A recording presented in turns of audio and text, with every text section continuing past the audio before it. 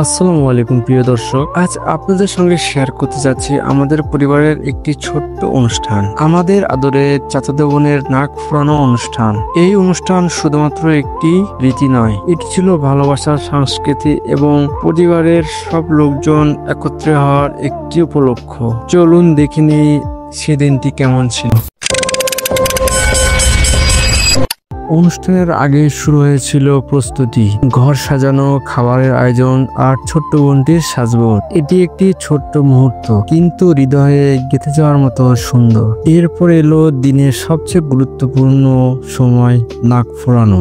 নাক ফোরানোর পর সবাই শুভেচ্ছা জানালো হাত তালি দিয়ে, এবং এই মুহূর্তটা ছিল একবারে স্পেশাল। এই অনুষ্ঠানটি ছিল একবারে ঘরোয়া পদ্ধতিতে এবং ছোটরা নাচানাচি করছিল নিজ ইচ্ছাতে।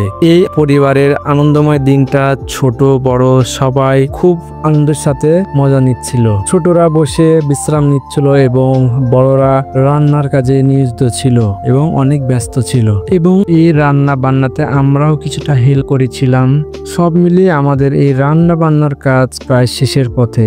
এখন আমাদের খাওয়া দাওয়ার পালা। আমাদের এই ঘরোয়া পরিবেশের এই অনুষ্ঠানে শুধু আমাদের যে আত্মীয়রা আছে তাদেরই শুধু নিমন্ত্রণ দেওয়া হয়েছিল এবং তারা সকলেই উপস্থিত ছিল এবং অনেক সুন্দরভাবে এই অনুষ্ঠানটি আমরা শেষ করেছিলাম। এরপর শুরু হলো নাচ গান এবং খাওয়া দাওয়া। সবার মুখে ছিল তৃপ্তির হাসি।